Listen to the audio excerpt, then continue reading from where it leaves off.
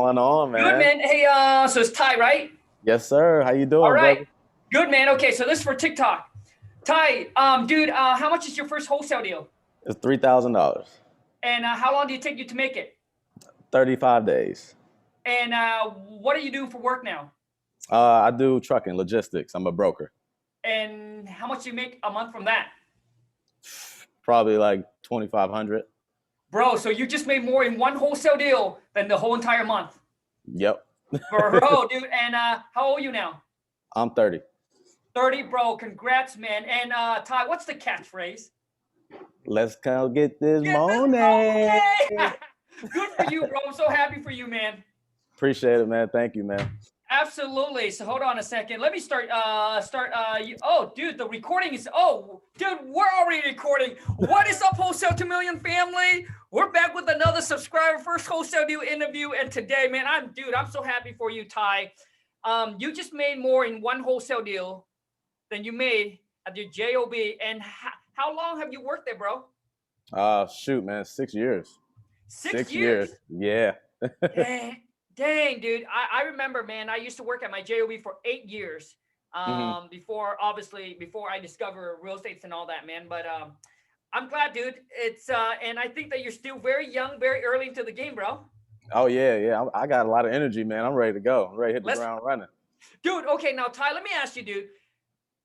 Like when I was 19 or 18 or even 16, right? I was like, Mhm. dude, 30. I was like, dude, that is old, Right. right? But how do you feel now that you're 30?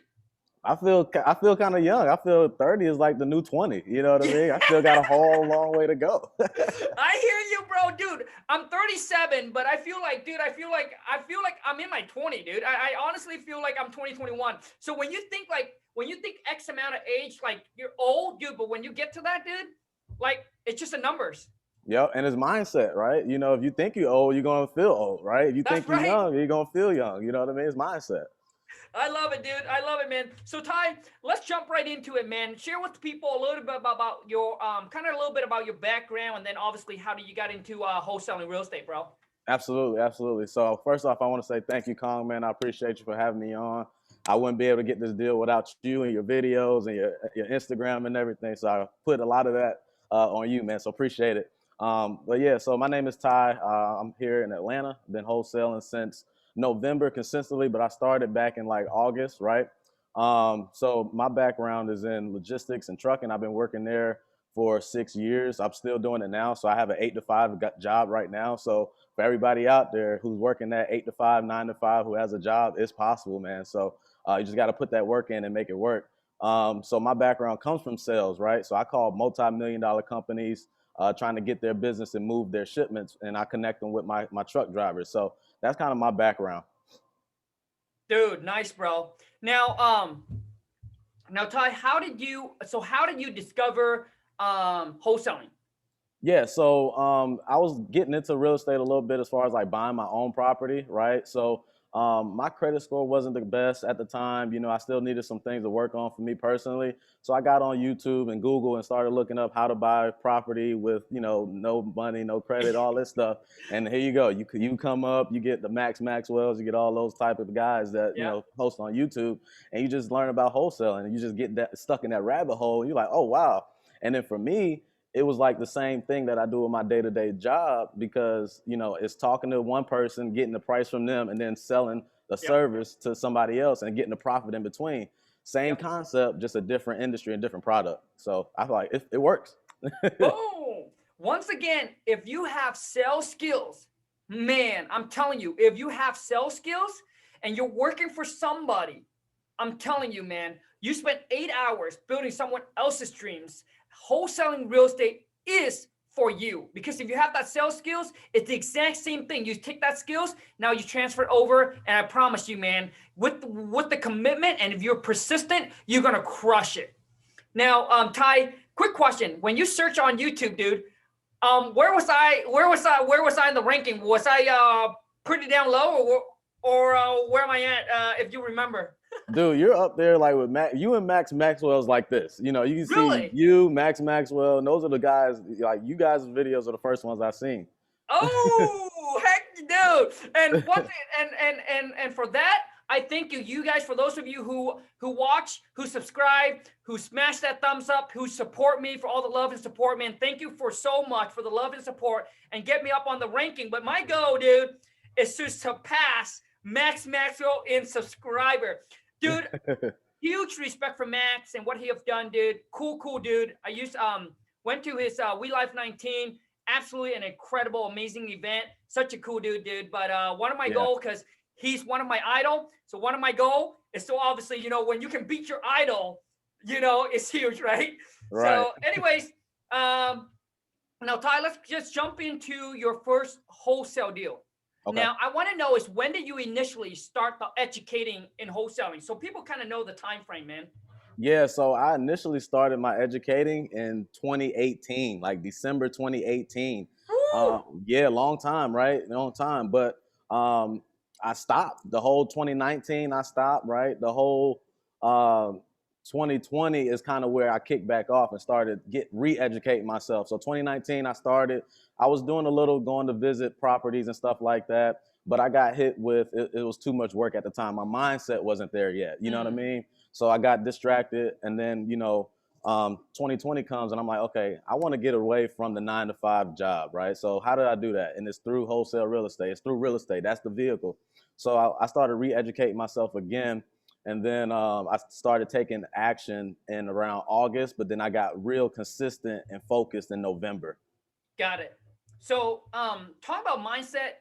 Ty, I want to ask you, man, in 2018, you discover it, but you didn't go obviously you didn't go all in and stay committed.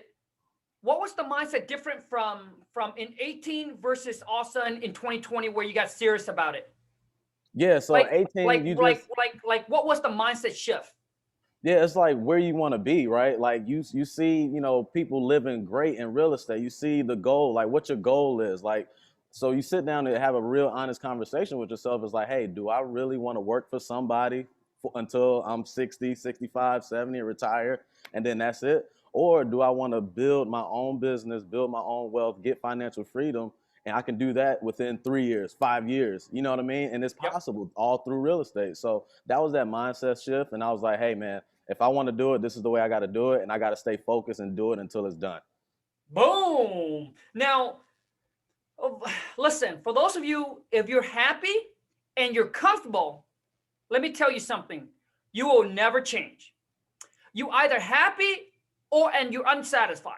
If you're happy, you're unsatisfied, then you can change. But if you're happy and you're satisfied and you're comfortable with where you're at, listen, you will never change. Even though you tell yourself, I'm going to change, you not change. The only reason why people would change is because they might be happy, they might be unhappy. They're either unhappy and unsatisfied, where they want more in life. And they say, this is it. I'm done with this and I'm going all in on this. That's when they'll make a change. Or they can be happy, but they're unsatisfied with where they're at. Like they're happy with their life, right? They're happy, but they're just unsatisfied. They just know that there's much more to life. And that's where I was at. The wife and I, we were happy where we're at, but I was unsatisfied.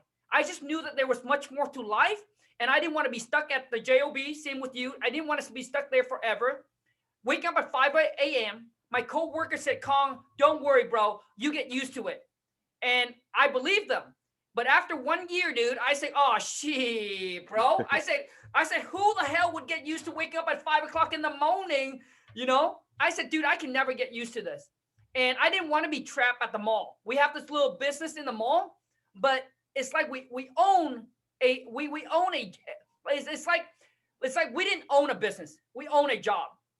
We're first one there, last one to leave. And I was working even harder than before, right? So, and my wife and I, we want to get away from that. We want to find a vehicle, a career that doesn't depend us to be at a certain location. And that's why real estates, we heard about real estates create the most millionaires, real estate create the passive income, and that's how. And so you need to get to the point of your life where you're like, this is it. I cannot be like this. I'm done. And that's when you start to make a change. Even with business, when people change different career path or different business, it's because they're unhappy or unsatisfied with whatever the business that they're making or doing. Because if you're happy, why would you change? Why would you seek for something else? The only reason why people seek for something else is because they're unhappy or unsatisfied with where they're at with their life or their business. Just an FYI. Okay. So Ty, now let's talk about your first wholesale deal, man. Let's talk about it. So obviously, how do you get the seller and the buyer and all that? Yeah, so I use PropStream for this one, right? So I utilized PropStream. I pulled a vacant absentee owner list, and also added a filter of own 3 or more properties with 70% or more equity. Those are my filters on the PropStream list, right? Okay, hold on a second. Okay. So for those of you, if you don't have PropStreams, that's what I've been using for many years. They are the #1 company if you're looking to pull distressed property where you can customize your own list. All right. So that way you can you know what property to target, but they're much more than that. You can also find cash buyer. Okay. You can also find the hottest zip code or the hottest states where you want to start wholesaling in. It'll show you everything. So I'll leave the affiliate link right below. You can check them out. You get a 7 days free trial. If you like them, you can stay. If you don't like, you can disconnect. No string attached. All right, you guys. Okay. So once again, Ty, what list did you pull so people can understand here? Yes, sir. It was vacant absentee owner. So absentee owner means the person owns the property, but they don't primarily live in that property. They live in a different property. And I added the filter of they own 3 or more, and then it was 70% or more equity. Nice. So basically, okay, so they own 3 or more properties. Correct. And they need to have at least 70% in equity. Correct. Nice. Okay. After you got the list? Yep. So after I got the list, downloaded, skip traced it, skip traced through batch skip tracing, right? Nice. To pull the phone numbers. So I cold call. That's what I do. I cold call. I utilized. I was using Mojo at the time, okay. or Batch Dialer. It was either Batch Dialer or Mojo. I can't remember. One of the two. Got in contact with the homeowner. Asked her, hey, this is Ty. I was calling about this property on 123 Main Street. I was seeing if you consider an offer, be interested in selling. She was like, yeah, actually, I am interested in selling, blah, blah, blah, but I'm a little busy right now. Could you please send me your information via email, and I'll get in contact with you. So I'm like, okay. I'm not too pushy in the first initial call. She sounded like she was legitimately busy. So I sent her like some information about, who I am and what we do. And it's pretty much a company commitment, and it's just saying what our services are. Like, we buy houses cash, we pay, we can take over payments, all the things that we can provide, right? So I sent that into an email. So the next day, I called her, no answer. Next day, called her, no answer. Right? So long story short, she ghosted me until February. Ooh, okay. Right? Yeah. So she was very busy until February. It was hard for me to get in contact with her, but the most important thing was to keep following up. Right? So I stayed on top of this lead once a week, once every other week. So I made sure I was having making contact to try to call her once a week at least. Right? So finally get her on the phone in February, say, hey, I just wanted to follow up with you, see if you still had that property that you was looking to sell. She was like, yes. So I got a little bit more information about the property condition and the reason on why she wanted to sell, right? So the reason why she wanted to sell was she was a landlord for that particular property. She had a family friend that was living in there and was renting it from her, right? But the family friend damaged the property. They didn't take care of it. They started not paying the rent. So it started becoming a liability for her. And she's not a bad person, like a mean person per se. So she wasn't able to be like, hey, you got to pay the rent. You got to pay the rent. So they just decided to part ways. And it was sitting vacant for 2 years. So she was just pretty much paying taxes on a vacant property for 2 years. Right. And that's a problem for her. So came back to her with an offer. Basically, I looked at the comparables in the area. There was a property that sold literally down the street for about 50-something thousand. But it was in a better condition than the one that she had, right? So I'm thinking, okay, I don't know if I can get 50 for it, but I'm gonna try to reach out to that particular buyer to see if they'll be interested in buying that property. And then also there was a property literally right next door, and this is how I came up with the offer. And the property right next door sold for 35,000 2 years ago. I know you're not supposed to go back too far, but it was right next door. So I was like, let me utilize that as an offer. So I threw her she didn't want to give me the number first. You're supposed to always get that price first out of her, but she wasn't sure how much she wanted for it until I gave her the number of 35,000 from that comparable next door. So word to the wise, never give out the price first. And if you need to, use a range. Yeah. So Smart. so she agreed to the 35,000. So I'm like, oh shoot, man, we gotta go. So Yeah. I asked her, I said, okay, if we get the 35,000, we be willing to get the paperwork and everything started today. And she was like, yes. So I sent her over the contract. She filled it out, signed it, and here we go. Boom. So here's how I found a buyer. So I posted on Facebook Marketplace and Facebook groups looking for someone to go take pictures of the property because I wanted to get photos first. Mind you, property is 2 hours away from my house. So I did this sort of virtually, right? Um, so I posted on there somebody to take pictures and I'll pay you $50. A realtor in the area reached out to me, which I was happy for because I'm sure they know how to take pictures. So she took the photos. She took about 80 photos, 5 videos, and sent them all to me in a Google Drive. And I paid her $50, right? Cash App. So then what I told her was, say, hey, yeah, so I'm an investor. You know, I'm looking for a buyer for this property. So if you connect it to anybody that may be a cash buyer, let me know, and I can cut you $1,000 off the deal, right? And she was like, cool. So a couple of days go by, so I'm marketing it on Facebook Marketplace. I'm marketing in Facebook groups, right? Craigslist, all those things. And I'm getting a lot of people to shoot me offers of 20,000, 25,000, right? Mind you, I have it under contract for 35,000. So I'm getting a little worried. I'm getting a little nervous, right? So I'm like, shoot, man. So let me call her and see if I can renegotiate a little bit. That was an epic fail. She did not want to budge on the price. I was telling her, I said, hey, you know, looks like, you know, I sent a couple of my contractors in there. Looks like, you know, it needs a little bit more repairs than we anticipated initially. Would you be able to come down to like 20,000? And she was not having it. She was like, well, if you can't do 35,000, then I'll find somebody else to do it. I got 2 other people I can reach out to. I was like, okay, no worries. I just wanted to check, but we do have 2 more contractors that I feel like we can get lower quotes from this week. Give me a couple of days and I'll let you know. So she was like, okay, cool. So within those couple of days, that realtor that took the photos reached back out to me and said, hey, I found a buyer for the property, a cash buyer.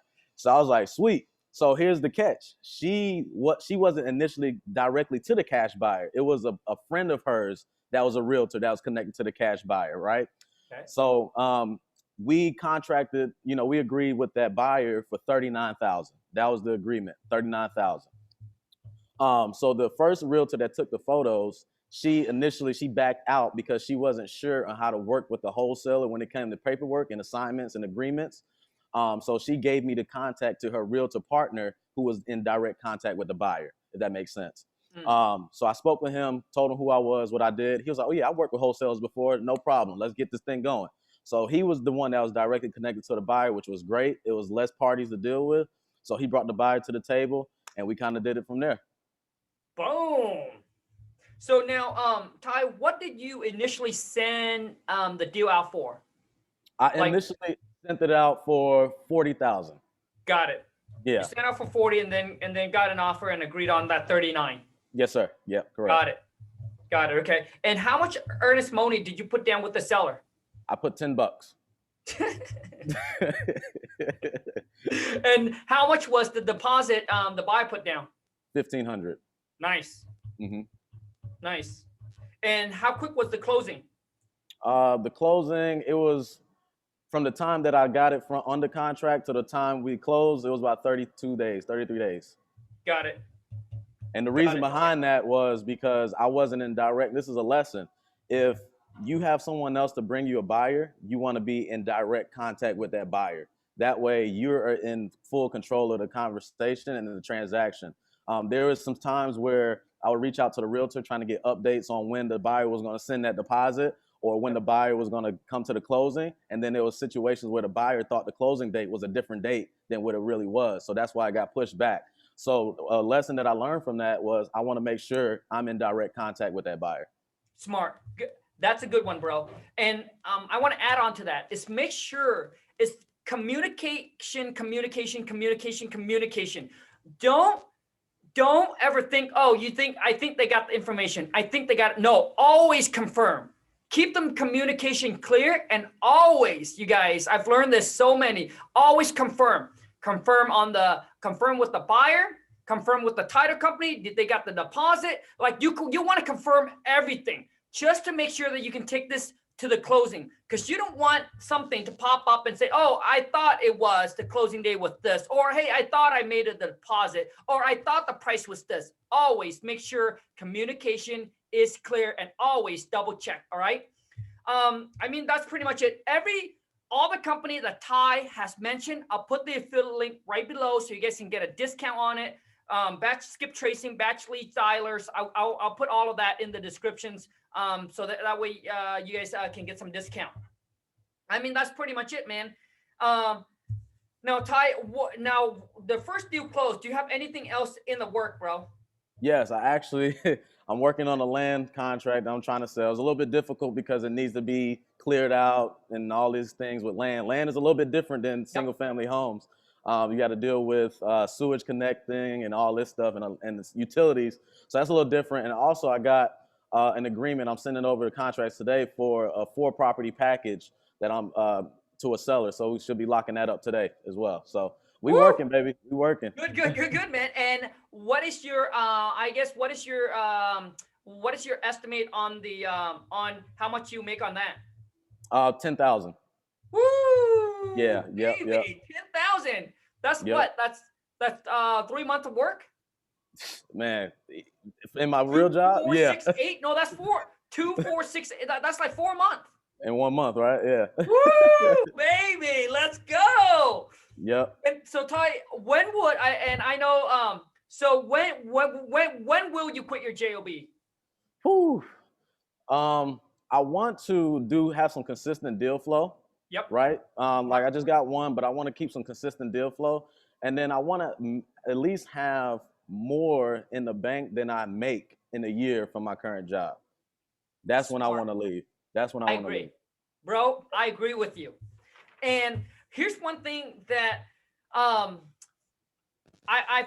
seen this video on TikTok and multiple times. And I don't know if it's setup or not a setup, but it doesn't feel like it's a setup. So these guys are Mr. Beast. So I don't think it's a setup. Mr. Beast will go to a random company and offer employee X amount of dollar to see if they would quit the job. He offers some lady 10,000 to quit to take the 10K, and then she quit her job. She said no, and then he offered this gal 100,000, and all of them. And this is why mindset is so important. They said, well, I still have that monthly bill. It's all about, to them, is security. Mm-hmm. It's hard to let go of security and just to take that 10,000 or 100,000 and quit the job.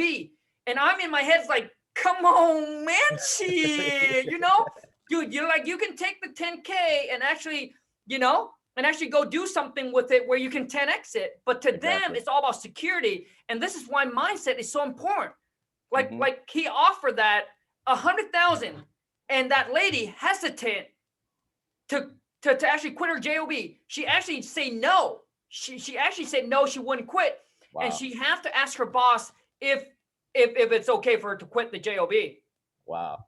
Dude, I know, man. So basically, a lot of times what it is that you get trapped in that mentality of that security. So when you try to let go and when you try to jump, right, to take that leap of faith. And I say this is because, bro, I remember when I put in my 2-week notice, and I'm telling you this because this is how crazy it is with our mindset. Mm-hmm. When I tried to quit my job, bro, Ty, I went in, I met with my manager, I gave him my 2-week notice, and when 1 week before I have to leave, dude, no, it's actually 3 days before I have to leave, dude, I was so scared, bro. Guess what I did? What'd you do? I went in and asked to take my 2-week notice back. Yeah, I went in and I said, I remember I said, Ruben, I don't think I'm ready to go. I said that I'm just so scared. I don't think I'm ready to go.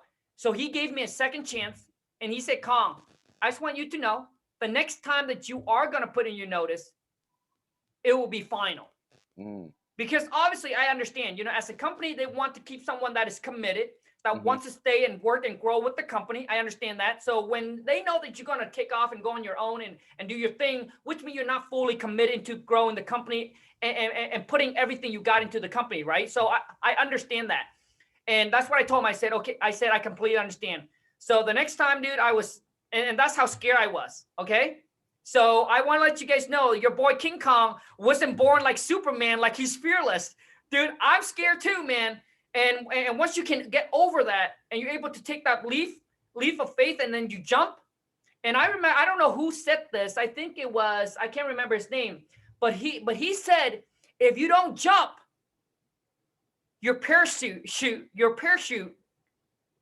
like it will never go off.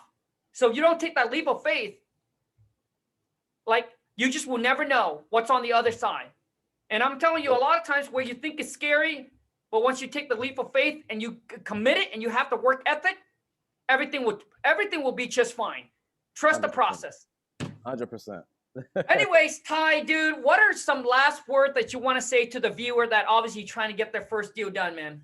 Yeah, so I got some tips real quick. So when you close the deal, I gave my seller a gift basket, right? So I picked up on what she was always busy, right? Always working and things like that. So I got her a gift basket at closing, like and it had like candles and spa stuff and soaps and stuff like that. Smart. So she loved that. So do that. That can go a long way. She may bring you some referrals down the line. You never know. Plant the seed, right?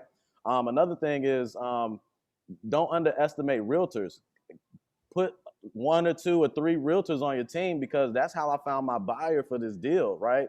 And you just make an agreement with them, say, hey, I'll give you X percentage, or I'll give you $1,000 just for bringing a buyer to the table. And also realtors, they can help you with the MLS access to find comps. They can pull pocket listings for you, field listings, things like that. They're in the fields a lot more if you're doing it virtually. So they may see some beat up houses, so they may refer it to. So build a relationship with realtors and don't underestimate that. But for anybody that's like working on their first deal, you just got to work. Do something every single day. Focus on your mind, right? Read books, listen to podcasts, right? Get a circle of people who are focused on the same thing that you're focused on. So you can keep going, because this is it's a grind. It really is a grind. Yep. And if you don't have those people who are grinding with you to help lift you up and keep you going, it's going to be hard for you to keep pushing. So when you surround yourself around the right people who are doing the same thing, there's plenty of Facebook groups. There's plenty of people online. That's why the internet is so important. It's plenty of people to connect with. So connect with people. Don't be shy. If you're cold calling, don't be afraid. Like, you got to think about, is your dream bigger than this person's telling you no, right? And you got to keep pushing. And, just focus on your mindset. Keep grinding. It's going to come. It's all about opportunity. So you got to create the most opportunities for yourself. If King Kong is calling 500 people a week and I'm only calling 50 people a week, who's going to have more opportunity to close deals? King Kong. So you got to put the numbers, increase your skill set, get on the hot seats on Fridays, get better, because that's how I got better, right? Just got to do that. Just keep pushing, man. It's going to happen for you. If you want it bad enough, you're going to do what you got to do to get it done. Boom! Hi, dude, that was straight up fire, bro. Man, I love that. And listen, if you guys seen people that are in really good shape, trust me, they probably spend a lot of time at the gym. Most of their friends are probably gym rats, right?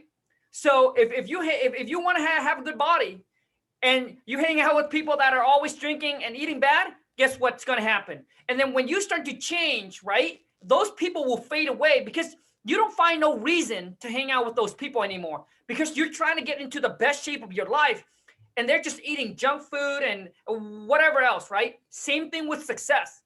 All right. So when you decided to make the change in your life, become a different person, all the loser will like you will just automatically, and it just happens so naturally that you're not even forcing, but you're just flowing. Which means, like, all your loser friends, dude, like, you will just not like you just don't want to surround yourself with them. And then what you end up doing is you're going to start surrounding yourself and you're going to attract, right, these new groups of people. And dude, I agree exactly with Ty.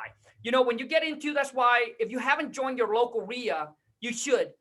It could be a Facebook group. And I think once this whole COVID goes away, in every single area, there's a group called Local RIA, REIA. Search them up.